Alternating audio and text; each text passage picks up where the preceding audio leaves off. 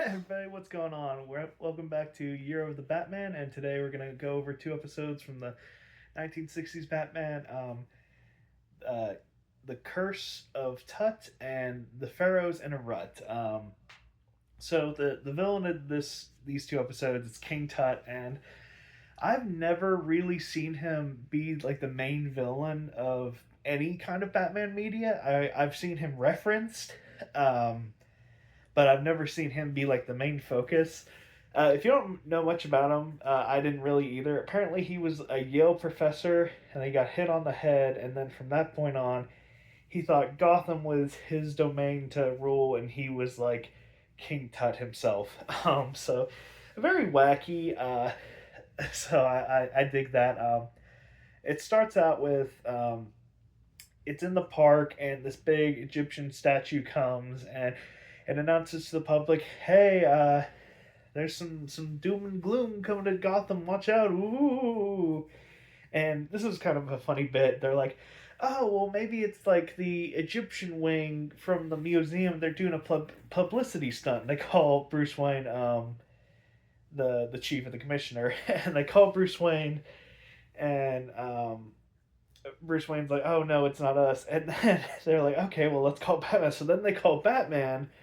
And the funny part is, like, it's like Batman, well, Bruce, Dick, and Aunt Harriet. They're like on the way to the museum, and she's like so disappointed because they had to cancel plans. It's kind of hard to explain.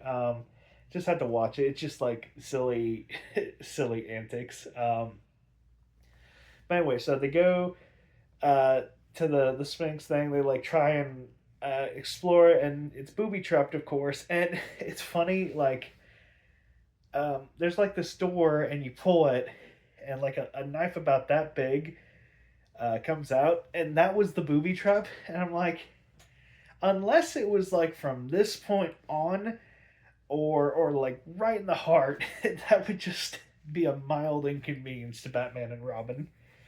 Um, so him and his like King Tut and his cronies all show up, and they all easily get beat by Batman. And Robin's like, "Come on, let's get him." And Bruce is like, "No, no, that's just what they want us to do. Let's ignore that." So then he acts like he's got a trap set for King Tut. It's really weird. He says, "I'm one step ahead. I've got something planned for him." And they didn't really ever do anything with that. And fast forward to Bruce Wayne at the Egyptian exhibit, and he's like talking to all these reporters, and he goes to a sarcophagus, and it's this big fat guy. You know it's King Tut because if it's the description or if it's like the caricature of him, and he's like, "Oh, and this mummy right here, this is from like the so and so era. It's a great pharaoh." And it's like the new Yale professor King Tut in a mummy disguise. So he acts like he's risen from the grave for 2,000 years ago, and it's really weird. So Batman's like, "Oh dear heavens, I gotta take this man to the hospital right away," and so Batman, King Tut, and like two hospital guys, they're like taking Bruce out, or they're taking escorting the King Tut to the hospital, and then they gas Bruce Wayne, and then they he like drops the mummy costume, and they just storm off. So like the whole point of that was to abduct Bruce Wayne, and it was very convoluted. And I don't really know why Batman said he had something planned for him when nothing happened. So King Tut goes off on his own, and he tells the cronies to meet him at the exact same place. And I guess they took a different route uh, because like the king's nowhere to be seen. So they drive up this like mountainside, and he's in the back of a hearse. Batman is, and I guess they didn't lock the door, and the his little his bed, like the hospital bed, it like falls out, and he's like wheeling on his way out a cliff, and that's where the first episode ends. I will say though, King Tut has got to be the smartest villain that we've seen in the show so far. Not because of his plans brilliant or anything. It's a kind of a lackluster plan. It's because instead of like the usual like one uh, hot girl per encounter, he has like a whole harem. Like, and all of them are drop dead gorgeous. Like once again, this show, chef's kiss. Like he had like five or six gorgeous women. I don't know why any of the like the cronies or his harem would be interested in him at all. I mean, he's genuinely off his rocker, so I don't know because they're all in on the bit. They're like they dress the part, they act the role and whatnot, and you can tell some of these guys are not buying it whatsoever, and they're kind of sick and tired of it. Um, but who knows? And I do kind of wonder what the Gotham life is like for females because it's you're gonna do one of like a few things. You're either gonna marry a rich billionaire, you're gonna get into crime, and then that's pretty much it. Or be like some kind of curator or something.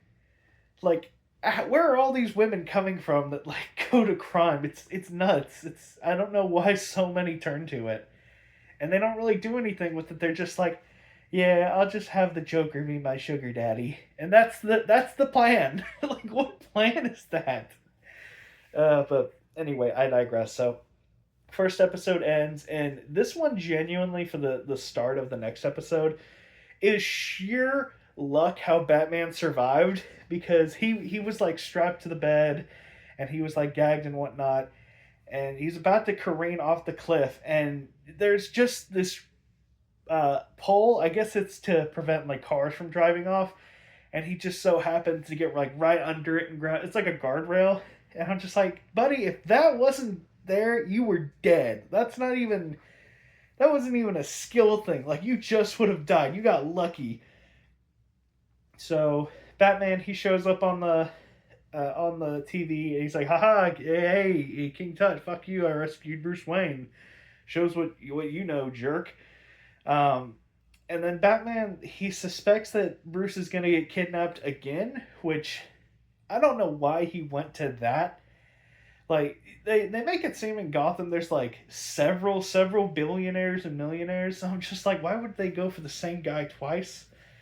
But they do, and it's really weird. So they sent Aunt Harriet off to visit the country so she remains safe, and they put a like a fake dummy Bruce on the couch sleeping, and Batman and Robin they're in the background just watching, and so a guy comes in, he uses like some sleeping gas to knock out Batman or Bruce, like the dummy Bruce, and he walks away from the body, and when he walks away, Batman places himself where the dummy was, uh, and I'm just like, man, that plan required a lot of trust that the criminals were going to take you their eyes off you for a moment because I don't know why the hell the guy wouldn't just like gas him and then just pick him up and go. I don't know. It's silly. Well, it's more so dumb in all honesty. So they kidnap Batman, who they think is Bruce Wayne, and in the car ride, I guess this guy's reading like some kind of horoscope from like a scroll or something. I don't really know. And it's like, oh hey, there's trickery afoot. Basically, it's bullshit. It really is just bullshit. And they're like, oh well, better safe than sorry. And he like takes this big club and he donks him on the head while he's like covered up, and he like takes off the blanket. He's like, oh, it's Batman, huh? Well, it's a good thing we read that random Egyptian horoscope. I don't know. It's very half-assed thrown in. Robin goes and tracks where they are, and during this time, Bruce and one of the one of his harems, she like kind of got cross with the Pharaoh, so they were both sentenced to torture, and they were put in like these big vases, like they could fit the entire bodies in there, and their heads were sticking up from the end. And he was saying it's some kind of Egyptian device where they like drop 1,000 pebbles on your head until you go crazy. I never heard of it. It sounds like something. Maybe it could have been.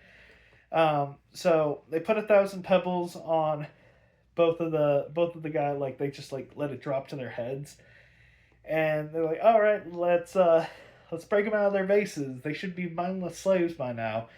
So they do that, and King Tut's first order is dance for me, and then Batman does the Batusay. Thankfully, I love anytime they have an excuse to throw that dance in. I am here for it. It's stupid. It looks dumb, but by God, it's campy and it's cute and it's fun, and I love it.